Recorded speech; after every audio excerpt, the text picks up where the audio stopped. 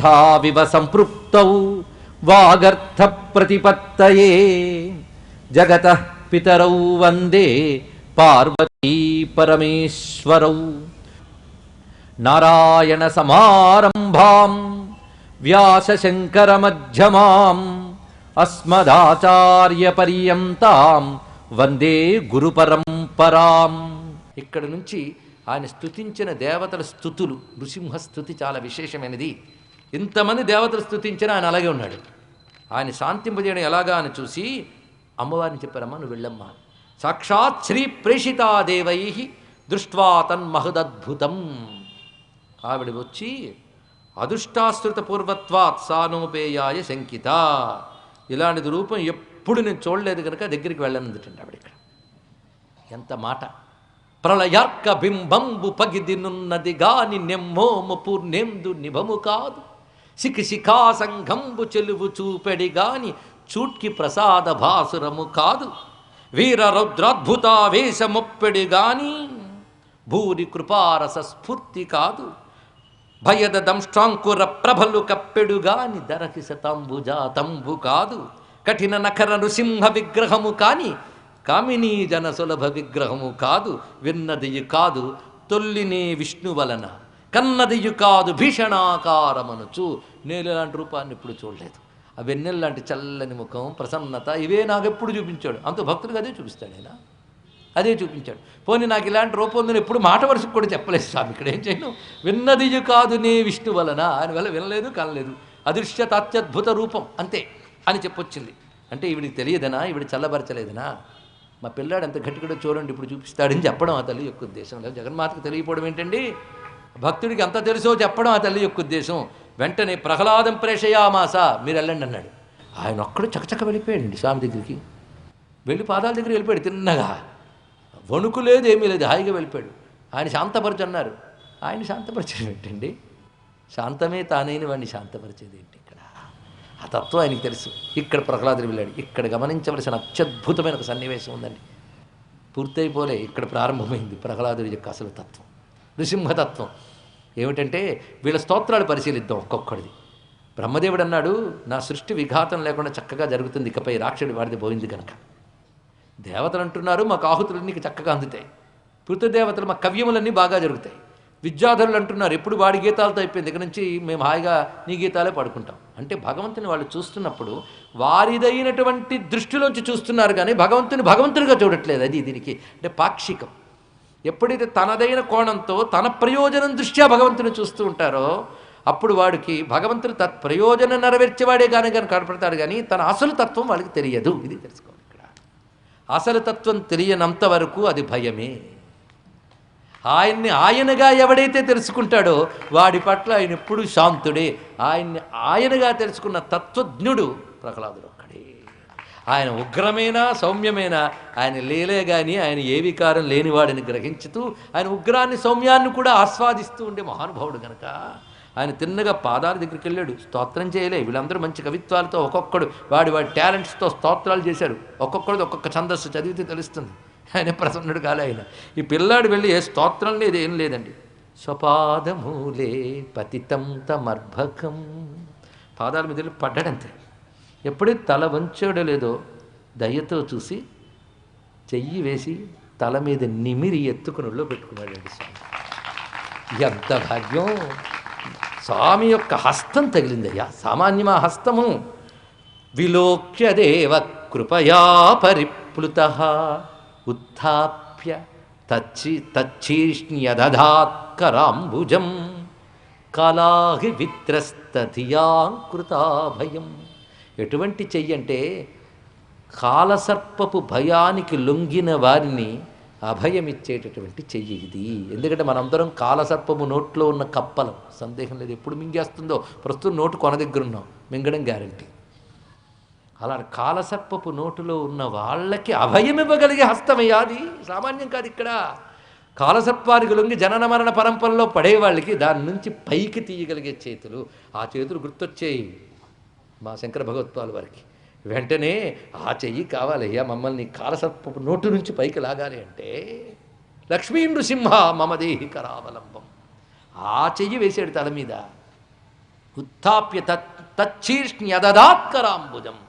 తచ్చీర్ష్ణి ఆయన యొక్క శిరస్సుపై తన హస్తపద్మ అభయహస్తాన్ని పెట్టాడు. ఇందరికి అభయంబులిచ్చు చెయ్యి కందువగు మంచి బంగారు చెయ్యి ప్రహ్లాదుడి తలపై పడింది. పడిన వెంటనే ప్రహ్లాదుడికి కలిగిన అనుభూతి ఎలా ఉంటుంది?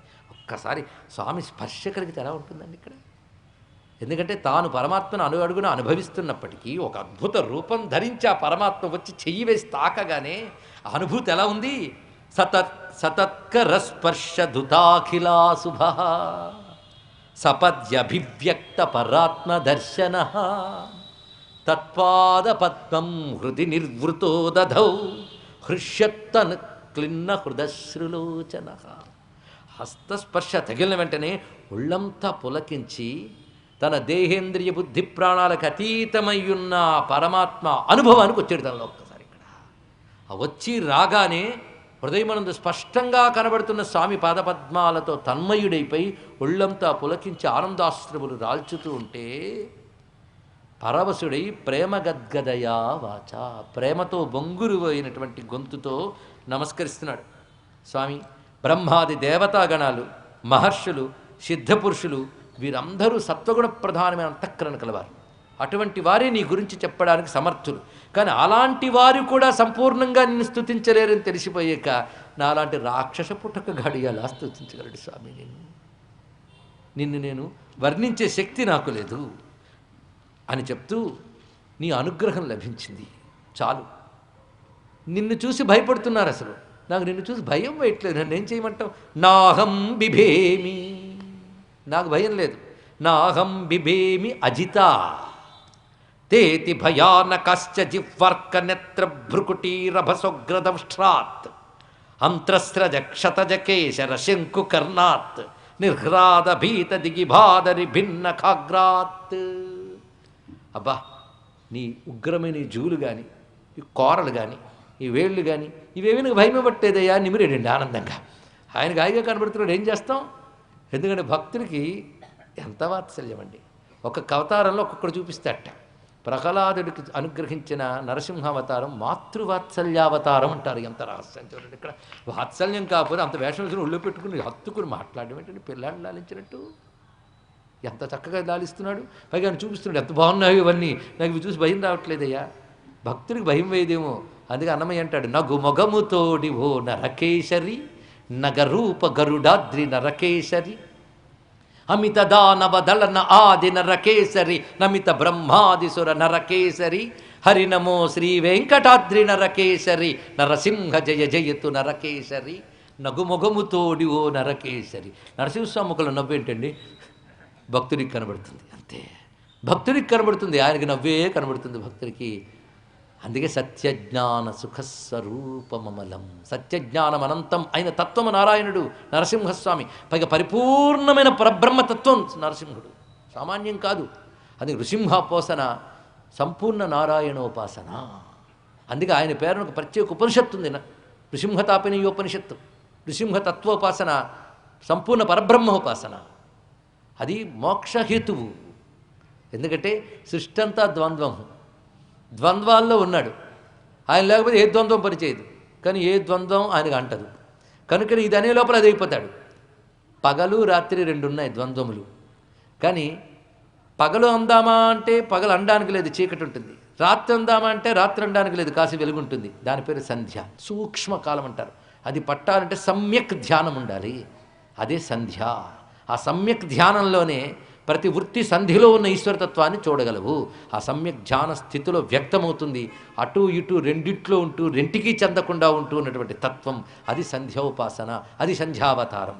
ఆ సంధ్యాతత్వమే తత్సవితు బ్రహ్మాత్మనే వరేణ్యం విశ్వాత్మనే భర్గోదేవస్య రుద్రాత్మనే ధీమహి సత్యాత్మనే ప్రచోదయాత్ సర్వాత్మనే. కనుక బ్రహ్మ విష్ణు శివాత్మకమే సర్వాత్మకమైన బ్రహ్మము. అది సంధ్య, అది గాయత్రీ తత్వం. ఆ గాయత్రి అవతారమే, గాయత్రి స్వరూపమే నారాయణుడే నృసింహస్వామి. అది నృసింహోపాసన, సంధ్యోపాసన. సంధ్యావతారం, సద్యోజాతావతారం, వైద్యుతావతారం, పరిపూర్ణావతారం, యోగావతారం, ఇన్ని పేర్లు. అందుకే ఏ రూపము లేని తత్వం ఆయనదైతే చెప్దాం ఏంటో. విశ్వం విష్ణు వషట్కార భూతభవ్య భవత్ప్రభు భూతకృద్భూతభృద్భావో భూతాత్మ భూతభావన భూతాత్మ పరమాత్మా చ ముక్తానాం పరమాగతి అవ్యయ పురుష సాక్షి క్షేత్రజ్ఞోక్షర ఏవచ. అయిపోయింది విష్ణు సహస్రం అనగానే విష్ణుతత్వం అంతా అయిపోయింది నామాలు. విశ్వమంతా ఆయనే, ఎలాగో అందులో వ్యాపించాడు కనుక, వ్యాపించి నిర్వహిస్తున్నాడు కనుక వషట్కార. ఈ విశ్వంలో కాలం ఉంది, భూత భవ్య భవత్, ఆ కాలానికి కూడా ఆయన నియామకుడు. స్పేస్ అండ్ టైం అయింది. ఈ స్పేస్ అండ్ టైంలో జీవులు ఉన్నారు, ఆ జీవుల్ని కలిగించాడు, జీవుల్లో ఉన్నాడు, జీవులు లాగేస్తున్నాడు. అందుకే భూతకృత్ భూతభృద్భావో. అంతేకాదు జీవులు యందు వ్యాపించాడు భూతాత్మ, జీవులకు ప్రతిదానికి కారణమైన భూతభావన. మరి జీవుల్లో కలిసిపోయి ప్రపంచంలో కలిసిపోయినప్పుడు ఆ వికారాలను అంటుతాయా? అంటవు. భూతాత్మ ప్యూరెస్ట్, దానికి ఏం అంటాం. వీటిలో ఉంటాడు, వీడికి అతీతంగా ఉంటాడు. పరమాత్మాచ, మోక్షం పొందిన వాళ్ళు అక్కడికి వెళతారు వాడి దగ్గరికి. ముక్తానాం పరమాగతి. అయ్యాని స్త్రీయా పురుషుడ నపుంసకుడా అవ్యయ. ఎంత ఉంటాడు? పెరుగుదల తరుగుదల పరిమితి లేను అవ్యయ. పరిపూర్ణుడు పురుష, పూర్ణత్వాత్ పురుష. మరి ప్రపంచంలో ఎలా ఉన్నాడు? సాక్షి, అవ్యయ పురుష సాక్షి. అంతేకాదు ఉపాధులన్నిట్లో తెలుసుకునే జ్ఞానంగా ఉన్నాడు. క్షేత్రజ్ఞ, అక్షర, నాసరహితుడు ఉన్నాడు. ఇంకోలా ఉన్నాడా? ఏవచ, అంతే అలాగే ఉన్నాడు. క్షేత్రజ్ఞ ఏవచ, అవ్యయ పురుష సాక్షి క్షేత్ర ఏవచ. అంతేకాదు ఆయన ప్రధాన పురుషేశ్వర, యోగో యోగ విదాం నేత. ఆయన తెలుసుకోనే యోగం ఆయన, అలా తెలుసుకోవాలని ప్రయత్నించే యోగులకు ప్రభు ఆయన. ఆయన నువ్వు చూసే ప్రధానమైనటువంటి ప్రకృతి యందు, ప్రకృతిలో ఉన్న పురుషుడైన జీవుడు యందు, రెండింటినీ నియమించే ఈశ్వరుడు యందు ఉన్న బ్రహ్మము ప్రధాన పురుషేశ్వర. ఇప్పటి వరకు చెప్పాం కదండి, ఎక్కడైనా కూడా రూపం చెప్పాడా? ఆలోచించండి. విష్ణువు అంటే ఏంటో చెప్పేశాడు. సర్వదేశముల యందు, సర్వకాలముల యందు, సర్వభూతముల యందు వ్యాపించి నడిపిస్తూ వాటికి అంటకుండా ఉన్న శుద్ధమైన వాడు. ముక్తి పొందిన వాళ్ళు వీటి నదులు ఆయన్ని చేరతారు. అటువంటి వాడికి ఎదుగుదల పెరుగుదల తరుగుదల మొదలైనవి లేవు. ఆయన ఎప్పుడు పరిపూర్ణుడు, సర్వసాక్షి, ప్రకృతిని జీవుడిని ఈశ్వరుడుగా ఉంటూ నియమించేవాడైన బ్రహ్మము.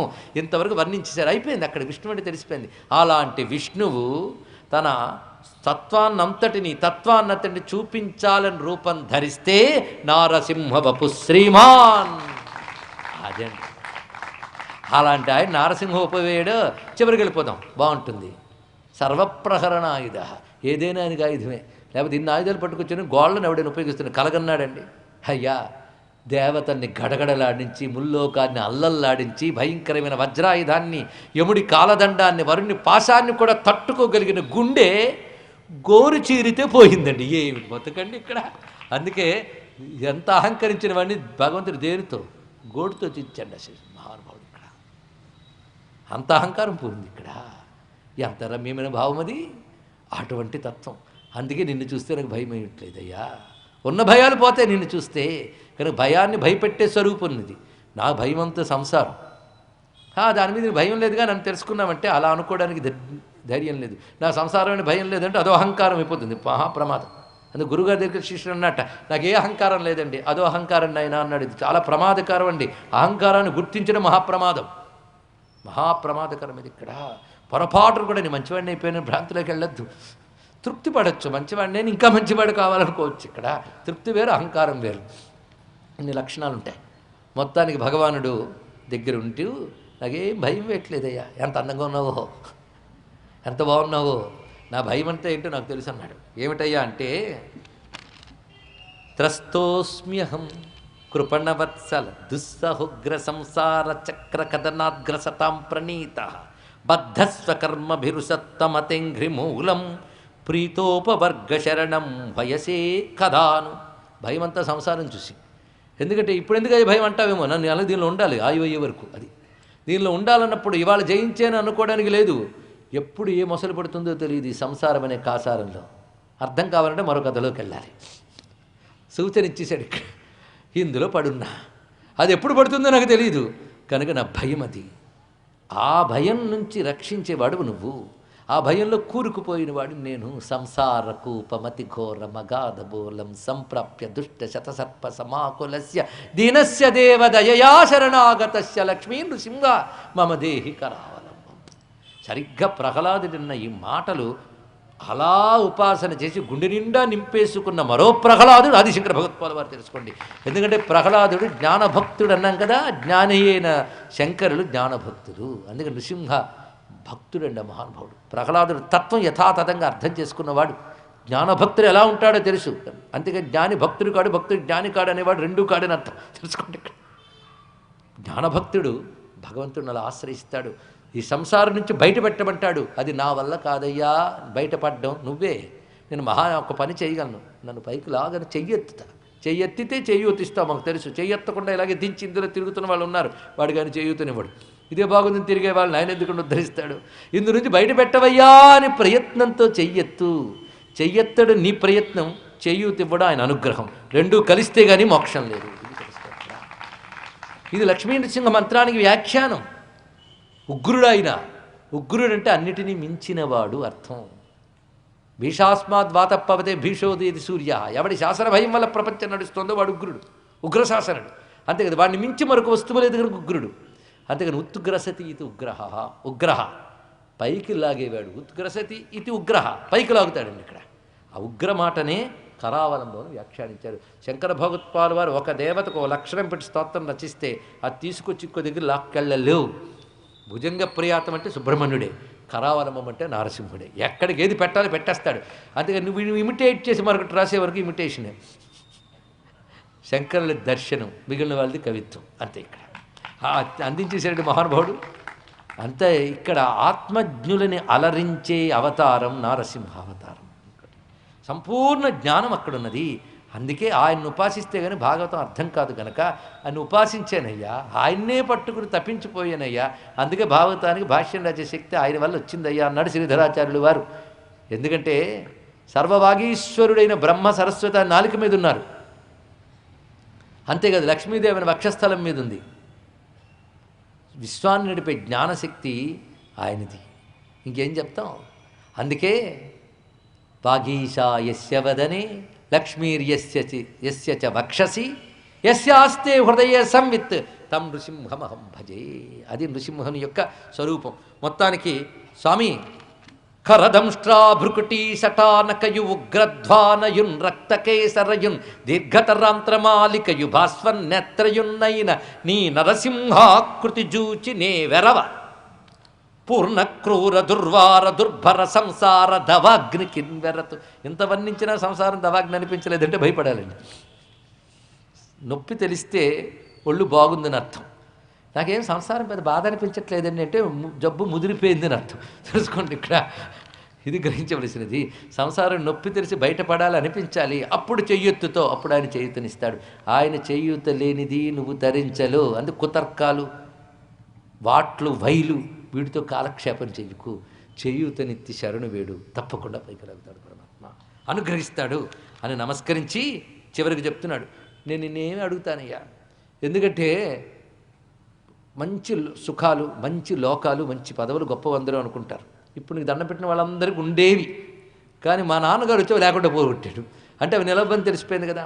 అన్నీ లాక్కున్న మా నాన్న నిలబడ్డాడు, ఆయన పోయాడు. కనుక ఇవేవి నిలిచేవి కనుక కావు గనక నిజమైన యోగులు వాటిని కోరకుండా నిన్నే కోరుకుంటారు స్వామి. ఇంత చక్కగా స్తుతించి ఆ మహానుభావుడు చివరిగా స్వామివారికి నమస్కారం చేసుకుంటూ పాదాలకి ప్రణమిల్లుతూ అంటున్న మాట, త్వత్తేర్హతమ నమస్తుతి కర్మ పూజా కర్మస్మృతిశ్చరణయో శ్రవణం కథాయాం సంసేవయా త్వయి వినేతి షడంగయా కిం భక్తింజన పరమహంసగతౌ లభేత. స్వామి నీకో నమస్కారం. ఎందుకంటే నేను కోరుకునేది ఒకటే, జీవితం ఉన్నంత కాలం నిన్ను స్తోత్రం చేస్తూ, నా కర్మల్ని నీకు సమర్పిస్తూ, నిన్ను ఆరాధిస్తూ, నీ పాదాలను నిత్యం స్మరిస్తూ నీ గాథలు వినడం, ఇది నాకు షడంగం. అనేక రకాల షడంగాలు చెప్తారు. నాకు షడంగం ఇదే, నమస్కారం, స్తోత్రం, కర్మ సమర్పణం, నిన్ను పూజించడం, నిన్ను స్మరించడం, నీ గాథలు వినడం. ఈ షడంగాలు కలిగినటువంటి భక్తి ఒక్కటి ఉంటే నువ్వు ఆత్మరూపుడుగా మాకు లభిస్తావు. కనుక ఆ భక్తిని ఒక్కటి అనుగ్రహించు మాకు. అయిపోయింది, ఇంకేం కావాలి? ఈ షడంగ భక్తి భాగవత ధర్మం పరిపూర్ణంగా చెప్పి షడంగ భక్తినిచ్చి ఉండేటట్లు చెయ్యు. అది నువ్వు మాకు ఆత్మరూపుడు అనేటువంటి ఎరుకని, ప్రాప్తిని అందిస్తుంది.